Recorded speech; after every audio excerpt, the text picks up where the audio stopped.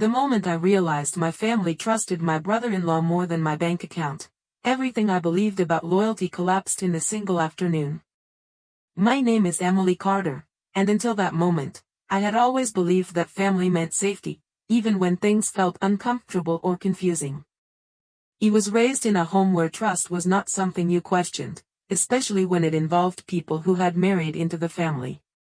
Jason Miller, my brother-in-law, was one of those people I never thought I would need to question. He was charming in a quiet, practical way, always willing to help with small financial shortcuts, always presenting himself as someone who understood systems better than most of us. At first, I did not think much of it when he offered to assist me with organizing my online banking details for convenience. It sounded harmless, even helpful at the time.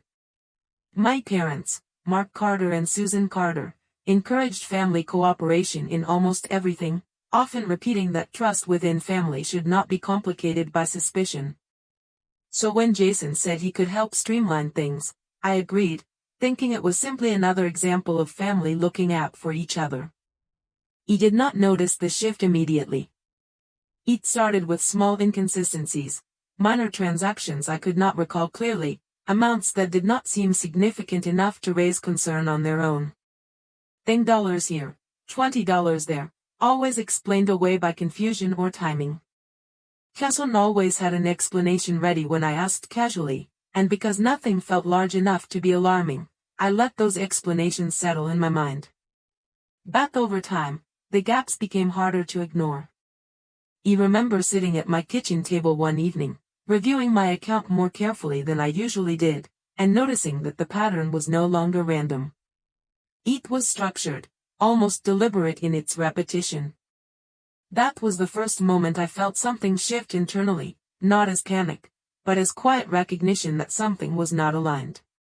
When I brought it up to my family, I expected concern or at least attention. Instead, I was met with hesitation, followed by subtle dismissal. My mother suggested I might be stressed and overchecking things. My father emphasized that Jason would never intentionally harm family finances and that misunderstandings were more likely than wrongdoing. Even Jason himself reacted calmly, almost too calmly, suggesting that digital banking errors were more common than people realized and that I should not overthink patterns that might not exist. That phrase stayed with me longer than the transactions themselves. Overthink patterns that might not exist.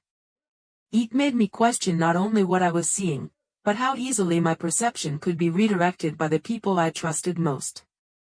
Still, the numbers did not stop changing. Slowly, consistently, they continued to shift in ways that no longer felt accidental. I began documenting everything quietly, not as confrontation, but as clarity for myself. Each entry felt heavier than the last, not because of the amounts, but because of what they represented. A breach of trust occurring inside a space I had always assumed was protected. The more I observed, the more I realized that the system around me was not designed to validate my concerns. It was designed to preserve harmony, even if that harmony required dismissing discomfort. And somewhere in that realization, I understood that I was no longer just dealing with missing money. I was dealing with the possibility that the people closest to me were willing to redefine reality in order to avoid acknowledging what had already happened. The first time I noticed the pattern becoming undeniable, I told myself it still might be coincidence, because that is what people usually do when reality begins to challenge the version of trust they have built over years. My name is Emily Carter, and even after I started tracking the irregularities in my account more carefully, a part of me still wanted to believe there was a harmless explanation I had not yet considered. Jason Miller continued to act the same way he always had, calm, helpful, and completely unbothered by my growing concern. It would casually mention that financial platforms sometimes lag behind real-time updates, or that linked accounts could produce confusing overlaps in transaction history. Each explanation was delivered with such ease that it almost felt unreasonable to question it out loud, especially in front of family. When I brought it up again during a family dinner, I remember how quickly the atmosphere shifted, not into open confrontation, but into something more subtle and controlled. My mother, Susan Carter, placed her fork down slowly and told me I might be focusing too much on details that did not matter in the larger picture of family trust. My father, Mark Carter, added that Jason had always been reliable and that it was important not to create tension over what might simply be a misunderstanding of digital systems. Jason himself remained quiet for most of the conversation, only stepping in at the end with a calm suggestion that I might benefit from reviewing my statements with someone less emotionally involved in the situation. That phrase felt carefully chosen, not aggressive, but distancing in a way that made my concern feel slightly out of place in the room. After that dinner, I stopped raising the issue directly, not because I was convinced I was wrong, but because I realized that verbal discussion was no longer producing clarity. Instead, I began reviewing everything privately, logging each transaction in detail, comparing timestamps, and cross-referencing amounts with my own memory of daily activity. The more I documented, the clearer the structure became. The withdrawals were not random. They followed timing patterns that aligned with moments when my attention was likely to be divided or when I was least likely to notice small changes. It was not a single large event that revealed the truth, but a series of small, consistent inconsistencies that gradually formed a complete picture. At the same time, I began noticing something else that was even harder to ignore. Every time I tried to discuss the issue, the focus would shift away from the transactions themselves and toward my reaction to them.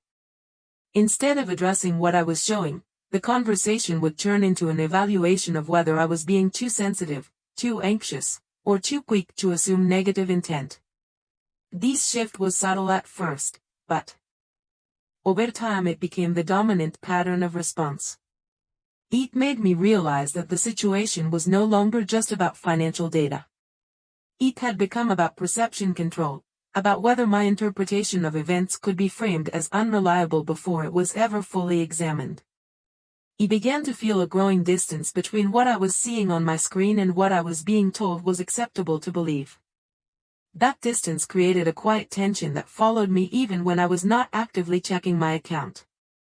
And in that tension, I started to understand something I had not been willing to accept earlier. The issue was no longer whether something had happened. The issue was whether anyone around me would allow that reality to be acknowledged without turning it back onto me. By the time I reached the point where I could no longer ignore the pattern, the situation had already shifted from quiet suspicion into something that felt structurally confirmed, even if no one around me was willing to acknowledge it in the same way. My name is Emily Carter, and I remember sitting alone one evening with my laptop open, reviewing the same transaction history I had already looked at multiple times, but this time without trying to convince myself that I might be wrong. The numbers no longer felt like isolated irregularities. They formed a sequence that repeated with enough consistency to remove the possibility of randomness. Jason Miller, my brother-in-law, continued to act as if nothing unusual existed. Whenever I was in the same room with him, he maintained the same calm presence, the same easy tone, and the same willingness to explain things in ways that redirected attention away from direct examination. It was not aggressive, and it was not defensive in an obvious way. It was controlled neutrality that made it difficult to challenge without feeling like I was disrupting something unnecessary. When I brought the issue up again to my parents, Mark Carter and Susan Carter, the response was more structured than before, almost rehearsed in its reassurance.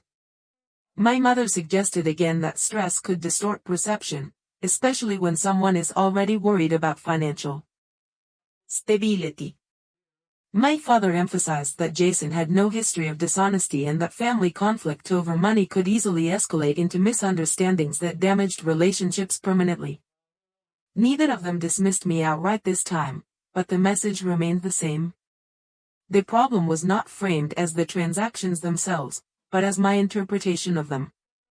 That distinction became the most important part of everything that followed.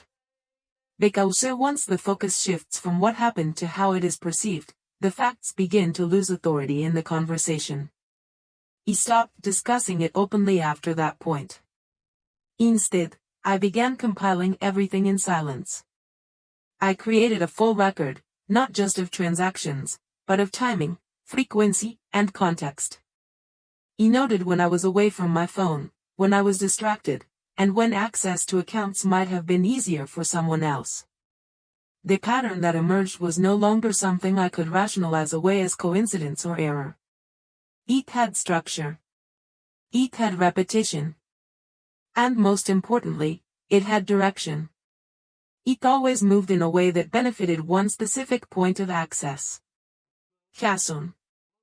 Even with that realization, I still hesitated to act immediately, not because I doubted the evidence, but because I understood something else was happening in parallel. The more certain I became internally, the more uncertain I was made to feel externally. Every attempt to bring clarity into conversation resulted in subtle reframing. My concern was labeled as anxiety. My evidence was described as interpretation. My conclusions were treated as premature. And slowly, without anyone explicitly saying it, the conversation around me shifted into one where my credibility became the subject instead of the data itself. That shift created a psychological divide that was difficult to ignore. On one side, I had structured documentation that showed consistent financial loss. On the other side, I had a family system that continuously redirected focus toward emotional interpretation rather than factual validation. Jason remained consistent throughout all of this, never raising his voice, never directly confronting me, but always present in the background of every explanation offered by others. And in that environment, I began to understand that the conflict was no longer just about missing money. It had become about whether my version of reality would be accepted at all, or whether it would be redefined until it no longer required accountability from anyone else involved. By the time I reached the stage where silence felt more productive than conversation, I had already accepted that continuing to argue my point inside the family system would not bring clarity, only further distortion. My name is Emily Carter, and I remember the shift happening gradually rather than suddenly, like a slow withdrawal from a space where every attempt to speak was redirected before it could fully land. Jason Miller remained unchanged in behavior, still calm, still present, still positioned within every family interaction as someone whose intentions were assumed to be stable by default. There was never a moment where he needed to defend himself directly, because the conversation around him consistently moved away from him and toward my interpretation of events. That became the pattern I could no longer ignore. When I tried to present the documentation I had compiled, I expected at least a structured review of the information. Instead, the response I received from my parents, Mark Carter and Susan Carter, followed the same emotional framing that had appeared before, only more refined. My mother suggested that my focus on tracking transactions so closely might be reinforcing anxiety rather than resolving it, as if the act of observation itself was part of the problem.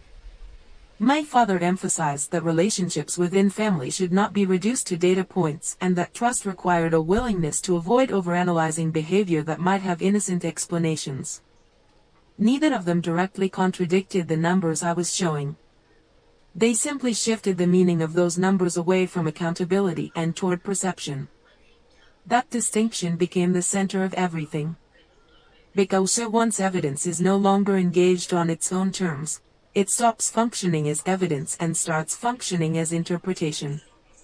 He began to notice how consistent this shift had become. Every time I brought forward a specific transaction, the response would move toward my emotional state rather than the financial record itself. If I pointed out timing patterns, I was asked whether I had been stressed during those periods.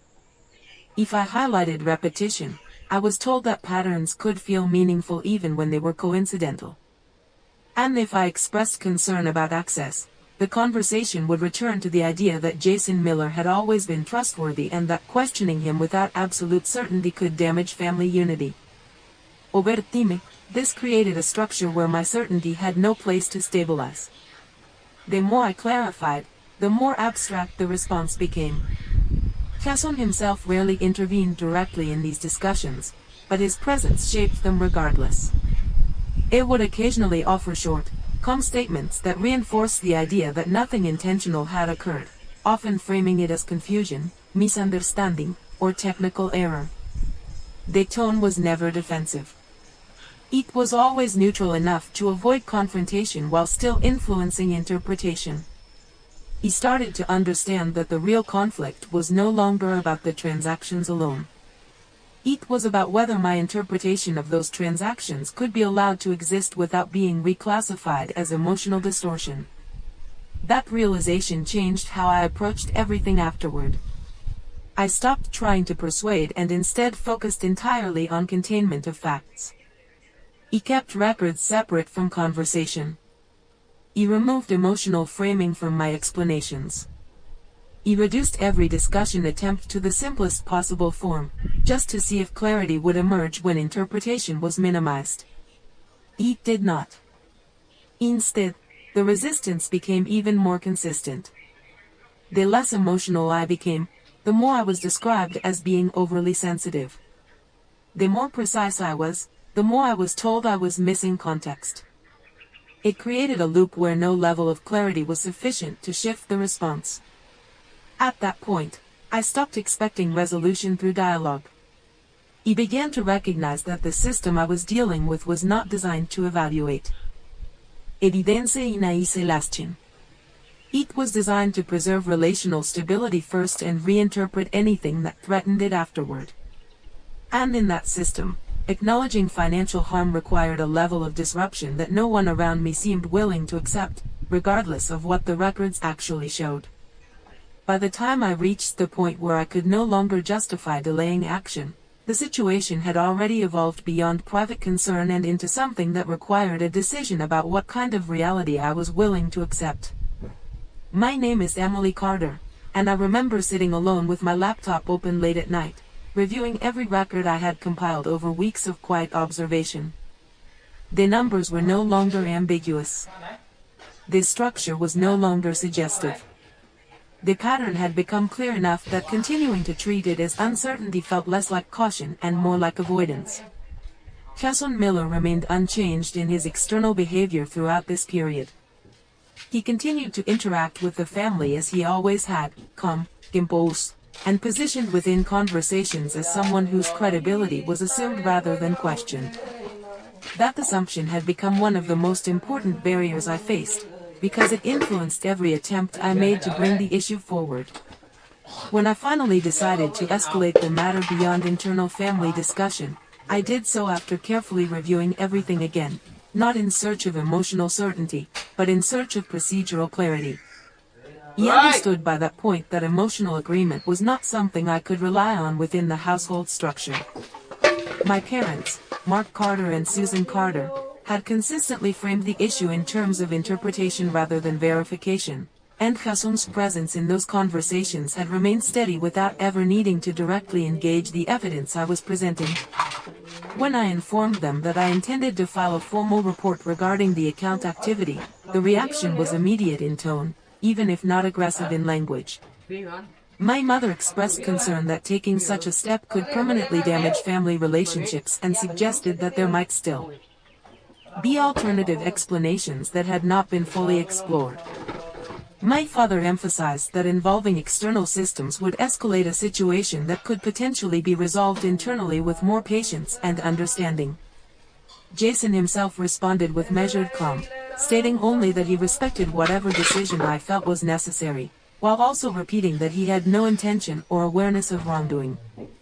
The contrast between my documentation and the response I received created a divide that was no longer about disagreement, but about definition of reality. On one side, I had structured records that showed consistent unauthorized financial activity. On the other side, I had a family system that interpreted the same records as misunderstanding, emotional misperception, or technical ambiguity. The decision to proceed was not made in a moment of emotional reaction, but in recognition that no further internal discussion was changing the outcome of how the information was being received. Once the report was filed, the environment around me changed in a way that was immediate but not openly acknowledged. Conversations became shorter. Tone became more restrained. There was no direct confrontation, but there was a noticeable shift in how I was included in communication. My actions were no longer being discussed as concerns to be evaluated, but as disruptions to a system that had previously relied on internal resolution. The word selfish did not appear at first in direct conversation, but the implication began to surface in indirect ways, through comments about trust, family loyalty, and the importance of handling issues privately rather than externally. Jason continued to maintain his composed position throughout this transition, neither escalating nor withdrawing, but remaining consistently aligned with the idea that the situation was being misinterpreted at its core. As I moved through this phase, I began to fully understand that the consequences of my decision were not limited to the financial investigation itself. They extended into the structure of how I was now perceived within my own family. The act of reporting had not only introduced external review, but had also redefined my position within the internal hierarchy that had existed long before I became aware of it. And in that realization, I understood that the conflict was no longer about proving what had happened. It had already become about what my willingness to pursue it meant in the context of everything I had been taught about family, loyalty, and silence. By the time the formal report had been submitted and acknowledged by the appropriate channel, the environment around my life had already shifted into a quieter, more restrained version of the family system I had grown up in. My name is Emily Carter, and I remember the days immediately following the decision feeling less like a reaction to a single event and more like the activation of a long-dormant structure that had always existed beneath surface interactions.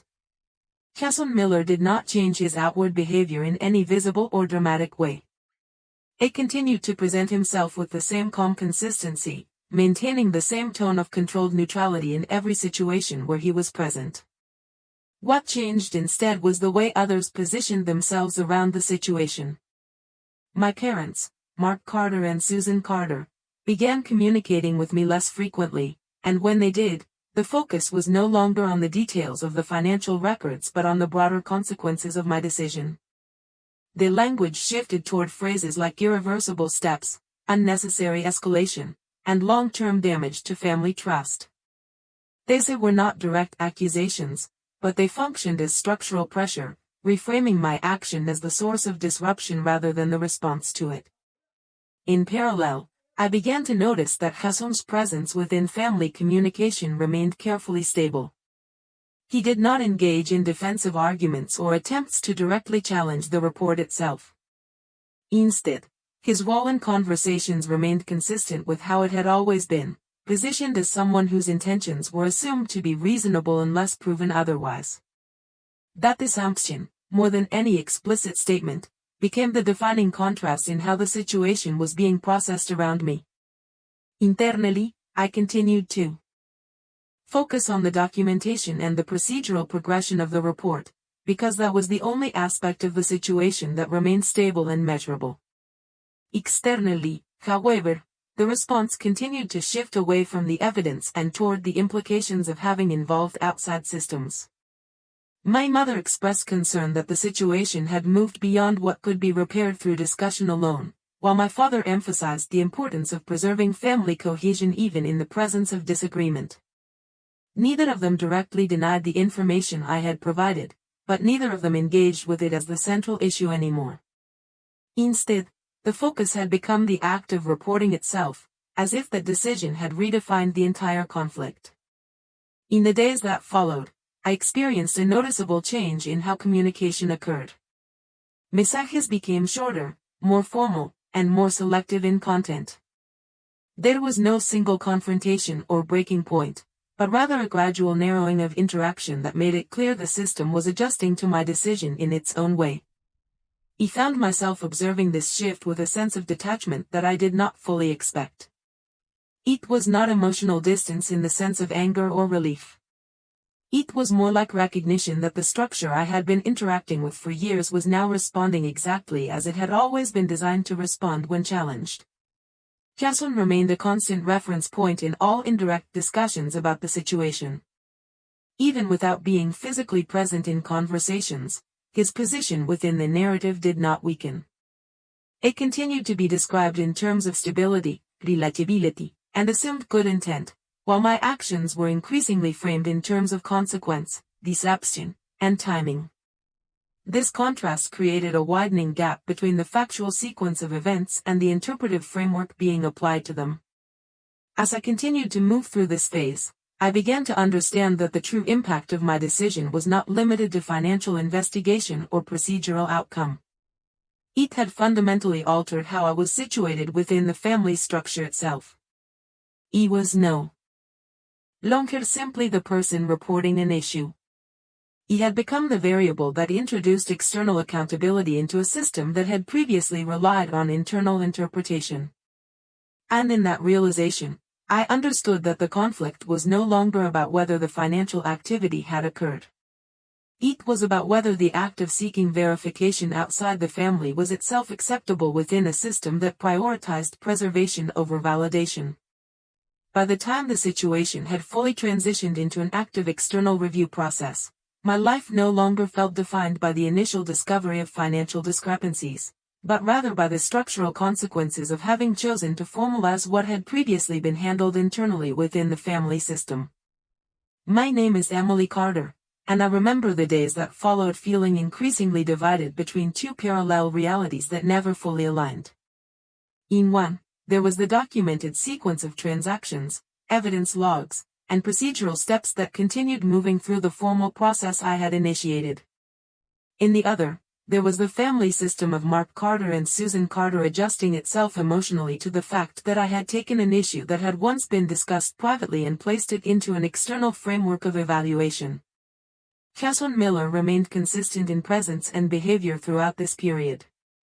He did not escalate conflict, nor did he withdraw from family interactions. Instead, he maintained the same composed and measured approach he had always used, which now stood in even sharper contrast to how my position within the family was being reframed. Conversations that once centered loosely around concern or interpretation had now shifted almost entirely toward the impact of my decision. My mother expressed repeated concern that the situation was becoming more difficult to repair with time, emphasizing that external involvement often made reconciliation harder rather than easier. My father continued to stress the importance of considering long-term relational consequences, suggesting that even if misunderstandings existed, there were ways to resolve them without further institutional escalation. Neither of them directly questioned the evidence I had submitted at this stage. Instead, the focus remained on the decision to submit it in the first place.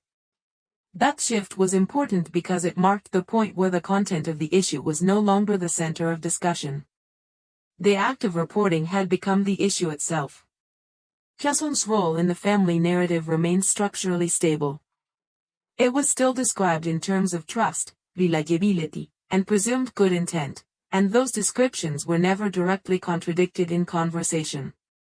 This created a consistent imbalance between how his position was treated and how my actions were interpreted. I found myself observing this dynamic with increasing clarity rather than emotional reaction. The more the system responded, the more visible its internal priorities became. It was not primarily focused on verifying events. It was focused on preserving relational continuity. As the external process continued, communication within the family became more selective and restrained. Mensajes were shorter, more functional, and often avoided direct reference to the investigation itself. When the topic did arise, it was framed in abstract terms such as complications, escalation, or the importance of maintaining perspective during stressful periods.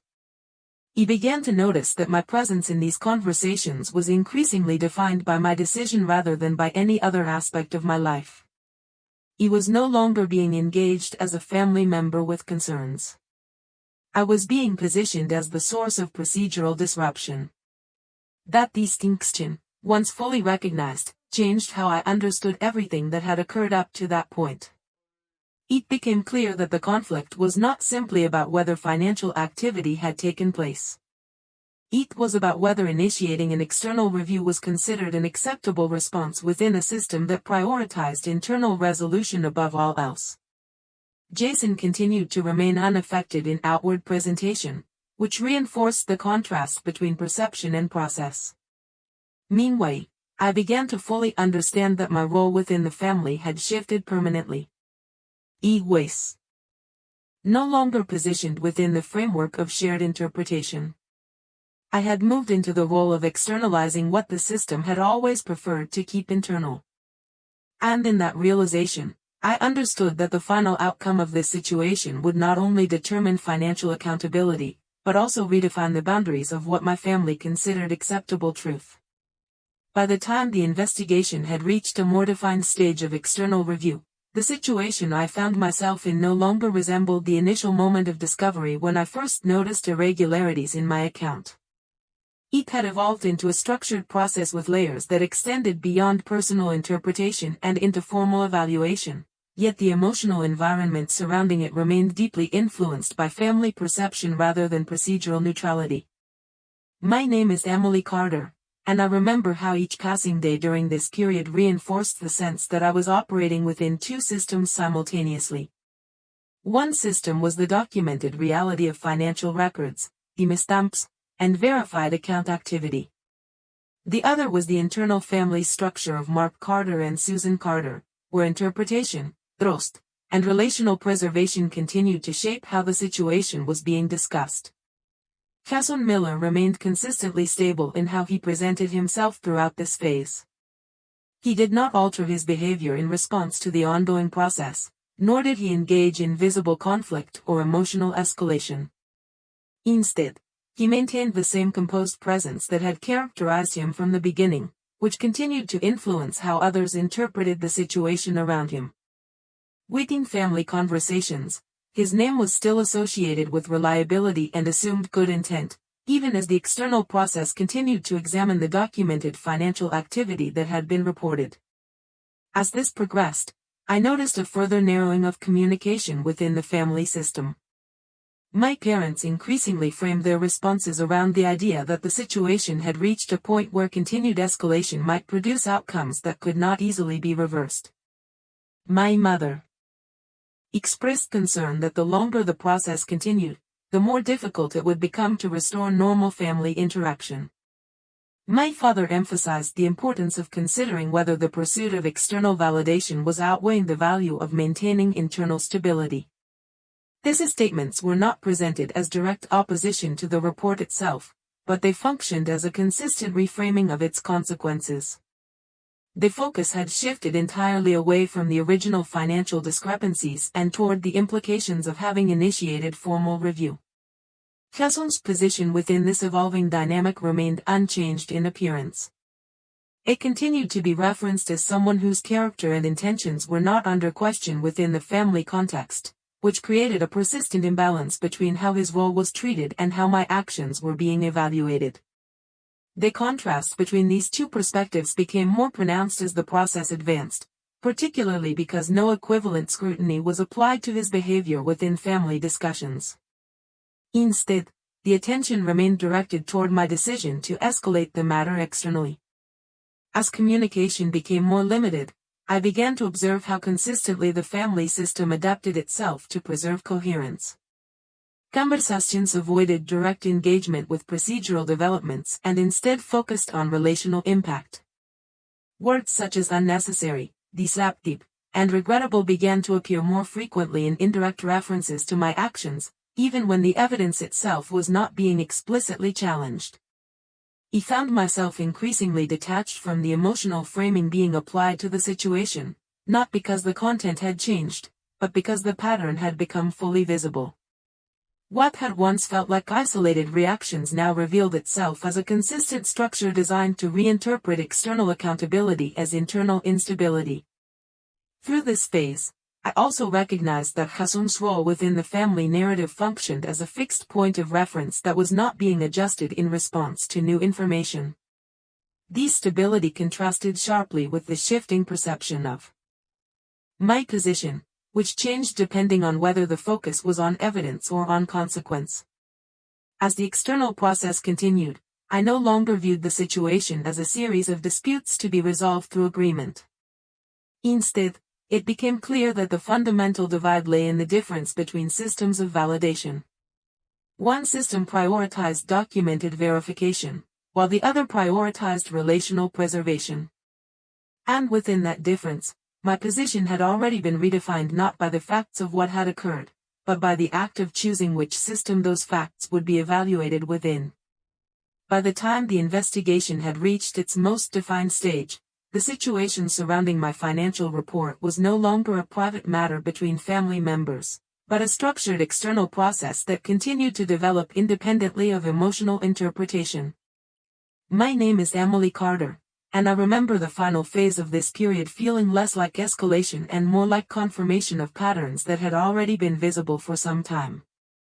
The documentation I had submitted had been reviewed through formal channels, and while I was not privy to every internal step of that process, I understood enough to recognize that the focus had shifted from questioning whether something had occurred to determining the scope and responsibility of what had already been established. Within the family system of Mark Carter and Susan Carter, however, the framing of events continued to follow a different logic. Conversations that reached me during this time were increasingly limited, and when they did occur, they carried a tone that emphasized resolution through withdrawal rather than continuation. My mother expressed concern that the situation had reached a point where further pursuit might permanently alter family relationships in ways that could not be repaired. My father emphasized the importance of considering whether the outcome justified the long-term emotional cost, suggesting that sometimes maintaining connection required accepting ambiguity rather than insisting on external resolution. Jason Miller remained consistently present in the background of these discussions, not through direct engagement with the process, but through the stability of his position within the family narrative. His name continued to be associated with reliability and assumed good intent, and that association did not change even as the external review progressed. This created a persistent structural contrast between how his role was maintained and how my actions were being interpreted. He observed this difference without needing to engage emotionally with it at this stage, because the pattern had already become fully established in my understanding. What remained most significant was not the variation in opinion, but the consistency of the underlying system that produced those opinions. As communication within the family became increasingly infrequent and carefully framed, I noticed that the focus had moved almost entirely away from the original financial discrepancies. Instead, the central theme of discussion had become the consequence of involving external systems at all.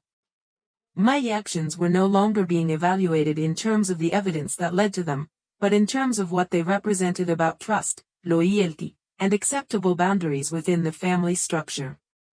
This reframing had a stabilizing effect on the internal narrative of the household, but it also made the original issue increasingly secondary in conversation.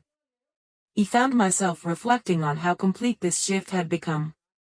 The same set of facts that had initiated the entire process was now being treated as background context rather than active subject matter. Meanwhile, Casson's position within the family narrative remained unchanged in tone and perception, which reinforced the asymmetry between how different roles within the situation were being processed. The external investigation continued its course, but I was no longer emotionally anchored to the expectation that its outcome would resolve relational dynamics within the family. Instead, I had come to understand that the two systems operating in parallel, formal verification and familial preservation, were not designed to converge neatly. One prioritized documented accountability, while the other prioritized continuity of relationship regardless of unresolved contradiction. And within that separation, I recognized that the final outcome of the process would not simply determine financial responsibility, but would also solidify the boundary between what could be externally validated and what would remain permanently interpreted within the confines of family perception.